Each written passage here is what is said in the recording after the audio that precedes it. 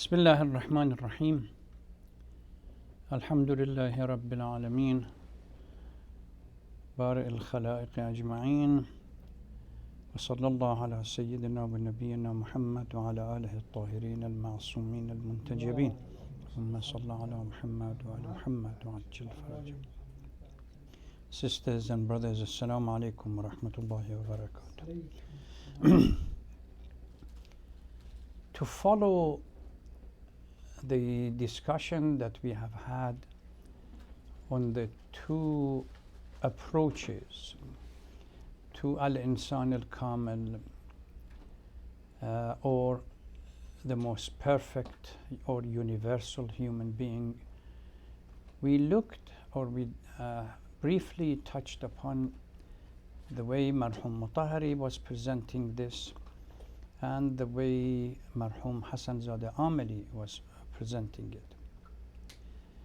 Since we ended up with the book Insan al-Kamil Dar Nahj al-Balagha, which is Universal Man according to Nahj al-Balagha, and he listed, cited, or at least indicated there were around 120 or 130 sermons in Nahj al-Balagha that Imam deals with the concept of universal human being.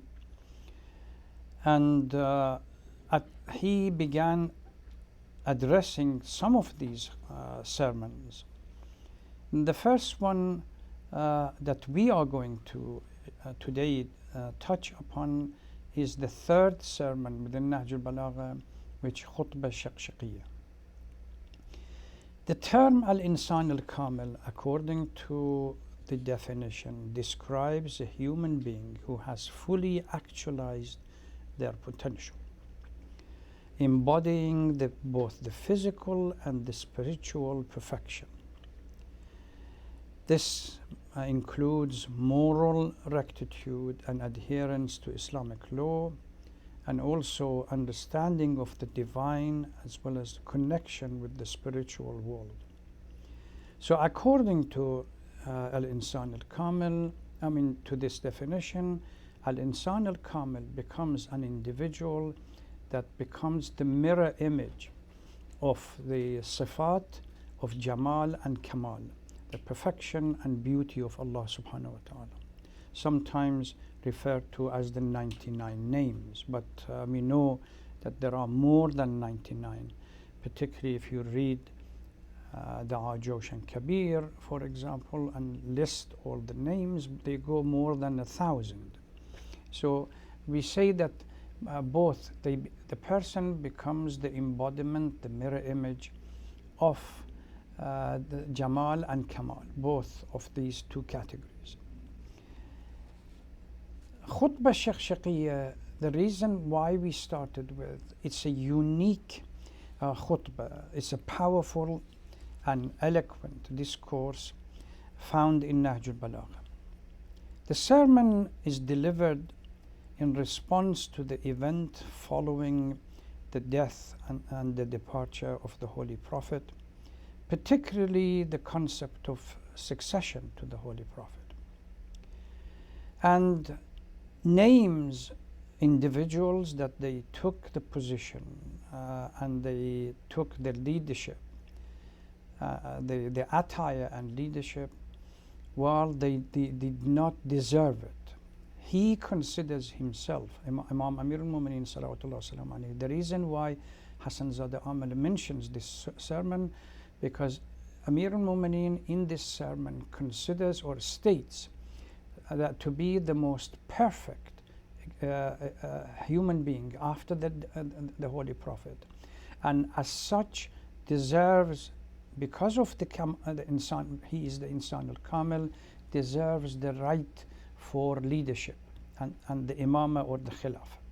And he begins with a scathing attack, right, not only against the first Khalif, but also the second, and the concept of shura that was organized by the second, by Umar, and what Uthman did during his life, and why he had to be patient. I remember a text that you sent, Sister Zahia, that you said when you read the translation, it made you sad and to think about. It is an eye-opener of the corruption that existed at the time after the demise of the Holy Prophet. It is a painful exercise for Amir al-Mu'mineen salawatullah salam alayhi to say that I had to accept, be patient, while something in my throat held everything back. And this Shaqshaqiya concept, it is in a sense metaphorical use of language, the roaring of a camel when the camel becomes angry. So that's, he says that anger and grief over the political upheaval was holding back, and then suddenly at that particular moment he had to let go of some of the pain that he had to go through. There are a number of points or issues that we really need to discuss before we get to the main text. First of all, the name of the khutbah, Khutbah Shaqshaqiya.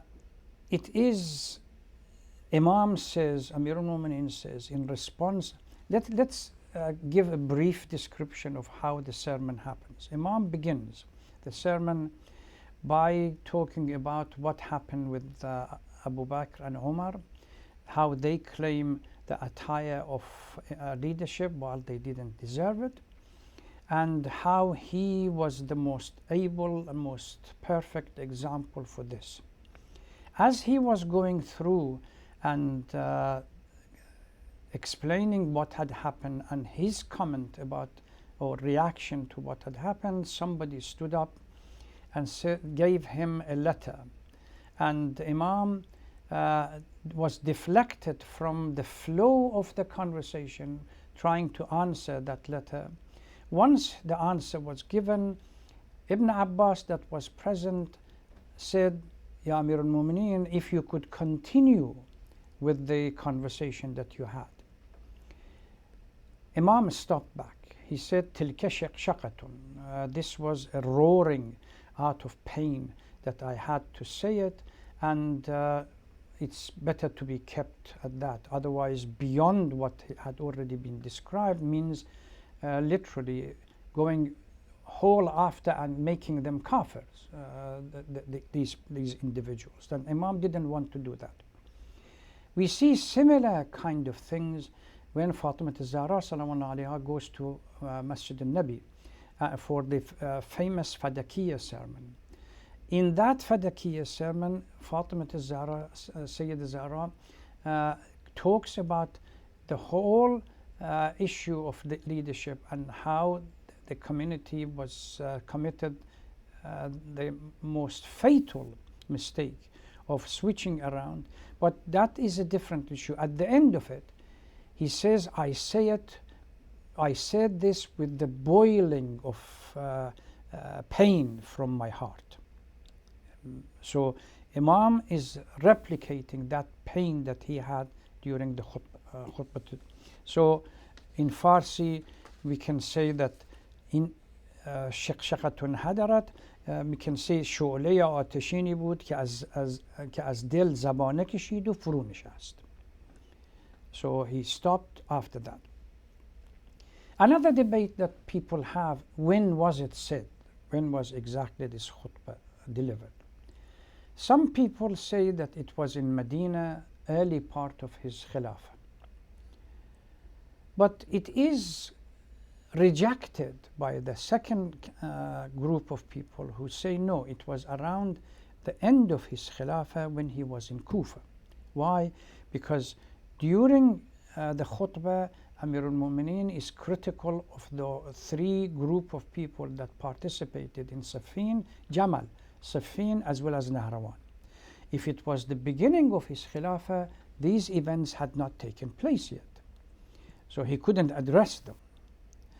So the fact that Imam talks about Nakathin, Qasitin, and Mariqin, the three group of people that rejected his his leadership and went against him, which was first Aisha, and then Muawiyah, and then Khawarij. This must have happened around the end of his Khilafah. Other people simply just don't mention, as they try to make commentary about the khutbah, they don't mention anything about the place of the delivery.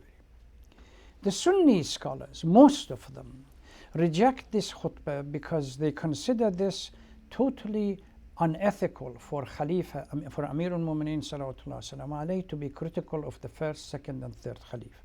So they say because he has a scathing attack against these individuals, then it must not be from Amir al-Mu'mineen. It must be fabrication of Sayyid Radi or somebody before it. And there are ample evidence within the commentators that they go back to prove that it has nothing to do with Sayyid Radi before Sayyid Radi. 100 and so years before Sayyid Radi, there were a number of scholars, not Shia and followers of Ahlul Bayt, but also Mu'tazilis and others, that they recorded this hadith and said it is authentic.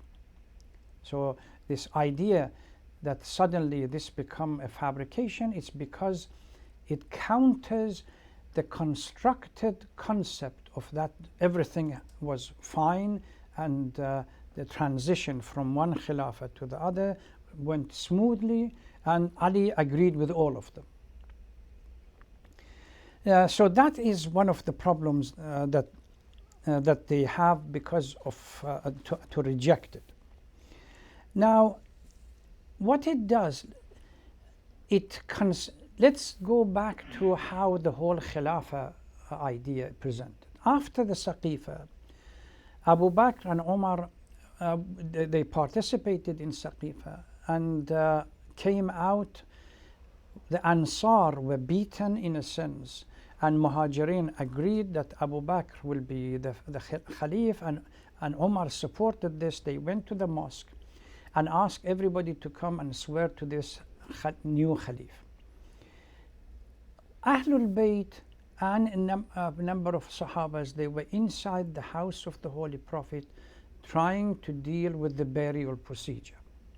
So while these group of people were busy with the burial of the Holy Prophet, Abu Bakr and Umar, they went and sat. They did not participate in this, and they organized some kind of structure for Abu Bakr to become a Khalif. During the life of Abu Bakr, around the end of his life, when he was beginning to lose consciousness, and before his death, he asked Uthman to come close and write his will, an instruction as who is going to be the Khalif after him. Uthman says that because he was losing consciousness, I said, why don't you organize? I mean, you mentioned the name of Omar, or appoint Omar, your close disciple, call it your buddy, your close friend, to become a leader, and he agreed with it. So I put the name of Omar. So Omar becomes the second Khalif. When Omar is close to his death, organizes what he calls a shura, a group of people, that six contenders, or 6 people within this shura. Uthman, Abdul Rahman ibn Auf, Talha, Zubair, Amir al-Mu'mineen, and Sa'd ibn Abi Waqqas. These are the 4. Sa'd ibn Abi Waqqas, for you that are familiar with Ashura, is the father of Umar ibn Sa'd, who participates in Karbala. Talha and Zubair, we all know. These are the people that ultimately come and participate in the Battle of Jamal with Aisha against Amir al-Mu'mineen. Abdul Rahman ibn Auf is the brother-in-law of Uthman ibn Affan. So now you have a structure that is crooked and constructed towards Uthman. What Umar says, majority decides who is going to be the next Khalifa. If majority, there is no majority, and there is this council is divided 3-3, the 3 that Abdul Rahman ibn Auf is in it will be the one that dominates. Now let's see the relationship between Abdul Rahman ibn Auf and Uthman. Abdul Rahman has married a sister of Uthman. Sa'd ibn Abi Waqqas is somehow related to Abdul Rahman ibn Auf. So technically you already have Uthman, Abdul Rahman ibn Auf and Sa'd ibn Abi Waqqas making up the 3 that ultimately needs to appoint. Since Umar has said whoever agrees to this, wherever if there are split, wherever the Abdul Rahman ibn Auf is, that 3 decides the next Khalif.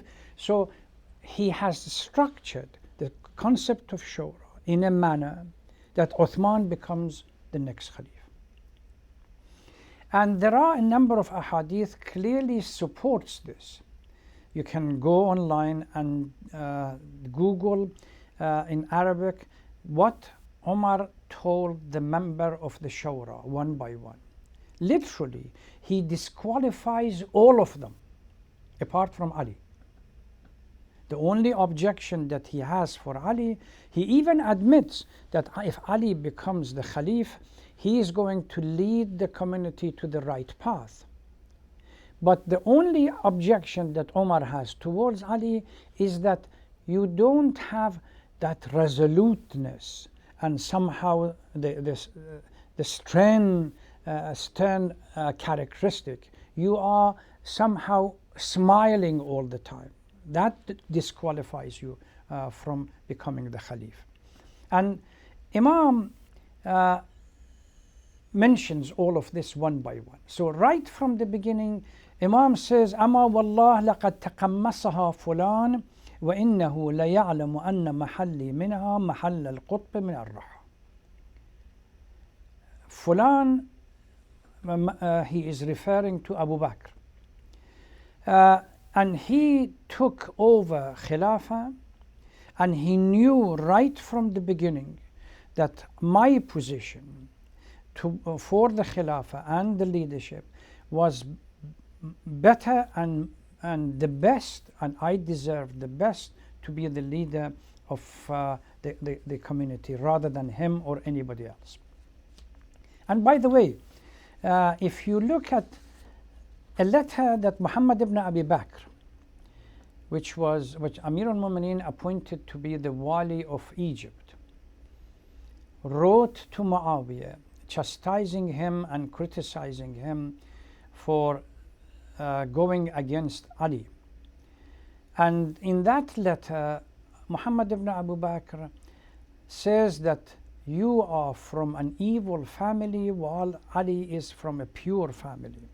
And he makes a list of, or made a list of characteristics of Amir al-Mu'mineen and evilness of Bani Umayyah. And you don't deserve to be in the same power with Ali. How dare you, on the day of judgment you are going to go to hell, etc., etc. So that letter again exists on internet. You can check it and read it. It's interesting the response that Muawiyah gave to Muhammad ibn Abu Bakr. Now, who is Muhammad ibn Abu Bakr? Asma bint Umays, the son of Ja'far ibn Abi Talib, which is, the wife of Ja'far ibn Abi Talib. He was the wife of brother of Amir al-Mu'mineen. And the mother of Abdullah ibn Ja'far that you hear in Ashura, the husband of Zainab sallallahu alayha. After the death or the martyrdom of Ja'far, she married Abu Bakr. And from Abu Bakr, she had one son, I believe, that I'm not quite sure whether there was another child or not, by the name of Muhammad. Muhammad, he was 2 years old when Abu Bakr died and Asma married Amir al-Mu'mineen salawatullah salam. And I believe there was one son or two sons from that marriage as well. But Muhammad ibn Abu Bakr was brought up within the family of Amir al-Mu'mineen. And there in Nahj al-Balagha, there is a short sermon that Amir al-Mu'mineen says, I treated Muhammad, I brought him up like my son. And I taught him what he needed to learn. So I'm not surprised when Muhammad ibn Abu Bakr challenges Muawiyah, because at the end of the day, he is the outcome of the tarbiyah and the upbringing within the household of the Amir al-Mu'mineen. But it's interesting, there is the Muawiyah's response. Muawiyah's response after attacking Muhammad ibn Abu Bakr, characteristically, he says, as far as your critique of me standing up against Ali and the characteristics of Ali, everyone knew the value of Ali. Everyone knew, and his closeness to the Holy Prophet. Even your father and his body, Umar, they all knew that Ali was the best example and best candidate for the leadership. But they opened a can of worms. They challenged Ali and they dismissed him, they marginalized him, and I am following their footsteps. If I am doing something wrong, why don't you start the criticism from your father and his buddy Umar before you come to me? If you have no power to resolutely critique your father because of his challenge and what he did to Ali and marginalization of Ali and deliberately making sure that he will never get close to the leadership, then you better stop, because I'm simply following what the path that your father and his body Omar started. Definitely I knew it, they knew it, others knew it, that Ali was the best example and the closest disciple to the Holy Prophet, deserving the right of the leadership better than anybody else. So they all admit that Abu Bakr knew. So when Amir al-Mu'mineen says, وَإِنَّهُ لَيَعْلَمُ أَنَّ مَحَلِّي مِنْهَا مَحَلُّ الْقُطْبِ مِنَ الرَّحَى, when he knew that my position in this is close, similar in a mill. You have the central pole and you have the rock. The rock has to turn around the central pole. My position is that central pole to the whole leadership. Remember, we were discussing the Greek concept of the philosopher king, that how it came into Islam. Amir al-Mu'mineen says the same thing. Al-Insan al-Kamil is the one that deserves the right to the leadership, because he provides with his approach and his leadership style and strategy the guidelines for the society to stay on the right path. And so the notion that Abu Bakr didn't know, or Umar didn't know, or Uthman didn't know, is rejected by Muawiyah. He says that no, they all knew, but they chose deliberately, for love of the material and love of leadership and love of this world, to dismiss Ali and marginalize him and keep him away. Then Amir al-Mu'mineen talks about Umar. Umar, his support for Abu Bakr was as a way that ultimately for him to become the leader. And the Imam told him in a number of occasions that milk this cow, milk it as much as possible, because you are going to be, ultimately it would provide you the position to become the next leader after Abu Bakr. I have a copy of the letter from Muhammad ibn Abu Bakr to Muawiyah, and he in it he says, ثم لم تزل أنت وأبوك تبغيان الغوائل لدين الله.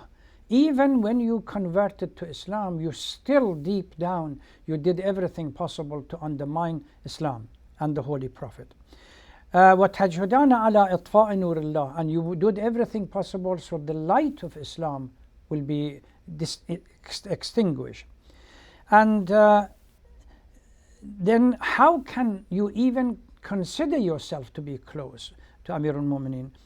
فكيف يا لك الويل تعدل نفسك بعلي وهو وارث رسول الله ووصيه وأبوه ولده وأول الناس له. And how can you even mention yourself close to Ali while he is the best of the best technically? He goes on in the criticism against him. So that is, and then what Muawiyah responds: فقد كنا وأبوك فينا نعرف فضل ابن أبي طالب. Everyone, including your dad, knew the fadila and the leadership characteristics of Amir Abu Talib. وحقه لازما لنا مبررا علينا. He was the leader and it was the right on us to lead. فلما اختار الله نبيه, when the Holy Allah subhanahu wa ta'ala took his messenger وأظهر قبضه الله إليه فكان أبوك وفاروقه أول ما ابتزه حقه. Your father and his body, his close friend, they were the first one that they usurped his right, what was his, وخالفه على أمره, and they challenged Ali for his position. على ذلك اتفاقا واتساقا, all of us we know. ثم إنهما دعوه إلى بيعتهما فأبطأ عنهما, then they called him to come and swear allegiance to them, he refused. وتلكأ عليهما فهم به الهموم وأراد به العظيم, and they wanted to kill him. They gave him a choice, either you will be killed or you have to accept. Because of that, he accepted it. وأقاما لا يشركانه في أمرهما ولا يطلعانه على سرهما حتى قبضهم الله. And they made a decision that they are not going to allow Ali to participate in any decision making of what we call the upper echelon of power. أبوك مهد مهاده وبنى لملكه وسادته فإن يكما نحن فيه صوابا فأبوك استبدأ به ونحن شركاء ولولا ما فعل أبوك من قبل ما خالفنا ابن أبي طالب. If what your father did was correct, then we follow that path. And if your father would not have not challenged Ibn Abi Talib, Ali ibn Abi Talib, we wouldn't have done it. We would have, not only we wouldn't have done it, we would have given him the right and accepted his leadership. ولكن رأينا أباك فعل ذلك به قبلنا فأخذنا بمثله. If he did it, we followed. فعب أباك, if you have criticism, start with your father. بما بدأ لك أو دع ذلك, or just forget about the whole thing. والسلام. That's the letter of Muawiyah in response to criticism of Muhammad ibn Abi Bakr. One could say that despite the fact that he criticizes Bani Umayyah, Muhammad ibn Abu Bakr, why didn't he start with a scathing attack in this letter of his father? If you consider your father to be usurper, I mean Ali deserving the right of leadership, and if you go to Google and please get the English translation of these two letters and reflect and see how they somehow underscore the points that Amir al-Mu'mineen Salatullah Salam alayhi mentions in Shaqshaqiya, that all of this was a construct for power, nothing more, nothing less. And even then after that, when he goes, Amir al-Mu'mineen says, let's go back to this shura after Umar to this shura that you have decided, how can me being put in the same level as Uthman ibn Affan, Abdul Rahman ibn Auf, Sa'd ibn Abi Waqqas, Zubayr ibn Awam, and Talha and Zubayr? It's far-fetched and far removed. If I am the best example of leadership, the way Umar did it, so that later on Talha and Zubayr will come back and criticize him and say, well, we were put in this Shura 6 group, you have no right against us, you are not superior, we can challenge you. As Talha did with Umar. When Umar, and there is another letter in which Umar criticizes all of these members of the Shura apart from Ali, one by one, and says that you really don't deserve to become a leader because of your characteristics, because of your anger, because of your love of the world, etc., etc. And Uthman at the end, he says, I can see it. Naturally, when you look at the Shura, how it's organized, I can see it that you have become a Khalif after me. See how the whole Khilafah passes between these three. Abu Bakr becomes a so-called Khalif with the support of Umar and a number of his group. Then Abu Bakr wants to die. Uthman comes in the middle and says, appoint Umar. Umar is appointed. Then Umar wants to die, organizes a fictitious shura that the consequence or the result of it is Uthman elected. And he admits it in this shura that I can see it, you being elected. Why? Because of these relationship that existed between the six. If you have Uthman's brother-in-law, and Sa'd ibn Abi Waqqas, because of his relationship to Abdullah ibn Auf, he's not going to challenge his cousin. So these three are already in the bag. And then you come and say, if it breaks down into the three that Abdurrahman ibn Auf has the right, technically what does it say? Uthman becoming a Khalif, but indirectly. So Amir al-Mu'mineen in this sermon not only expresses his dismay and challenges the whole structure, he also talks about that divine right. First starts that this is the divine right for himself.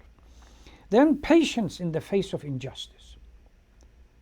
He had no other options. Otherwise, he gives the example, the metaphor of a camel, unruly camel, that are clipped in the nose and the rein is in your hand. If you pull too hard, you split the nose. If you let it go, it gets out of control. And I had to be patient under the circumstance and not say anything. So the critique of early Khilafah, warning against oppression that we see in this sermon, tyranny and deviation from justice. He predicts the true corruption in leadership and ultimately what's going to happen in the future. Most famous passage is by Allah so and so, the beginning, Ama Wallah, that addresses Abu Bakr. Dressed himself with the Khilafat, and he certainly knew that my position in relation to it was like the position of the axis in relation to millstone. So it is a profound, huge amount of literature exists about commentary of this Shaqshaqiya, and we have both in Farsi and in Arabic. I believe few of these khutbahs have been translated. The Sunnis hate this sermon because if they accept the authenticity of this sermon, then you have one Khalif scathing attack against the other Khulafa and clearly stating that his position is better than them. And this is supported factually and historically by letters from Abu Bakr, letters from Muawiyah. I mean, who else do you want? Muawiyah says that your father, if it was, we all knew the position of Ali. But your father started the path, a strategy that we followed. Otherwise, if he had not started it, we would have accepted Ali and we would have followed him. So it's a profound deflection of the concept of justice, leadership, and patience in the face of political betrayal. For Shia Muslims, it is the cornerstone in understanding the event of Saqifa. Nothing, once you spend some time with other facts that are available, nothing would explain this better than the way Amir al-Mu'mineen puts this. Explains his own position as a central axis, and explains that these people knew what is going on, and explained that they were all colluding with each other to leave Ali out of the position as much as possible. This is why when Aisha was told, she thought that the Khilafah has gone to her cousin or her relative Talha or Zubair, and once he realized that it was people agreed, but Ali suddenly flipped around and said, Wa Uthmana, and because even Aisha, for the hate that she had for Ali and Fatima, didn't want Ali to come to power. And the whole structure of Jamal and the onslaught, and then after that coming Saffin, and after that Nahrawan and Khawarij, these were part and parcel of not allowing Ali the power or the opportunity to be able to lead the community the way he should have been doing. Society would have been different had people supported or submitted to the command of Allah subhanahu wa ta'ala that revealed in Ghadir Khum an appointment of Ali. It's a powerful sermon. Spend some time reading it, and then we would deal with these questions again, possibly in the next session that we get together. Thank you very much. Wassalamu alaikum wa rahmatullahi wa barakatuh.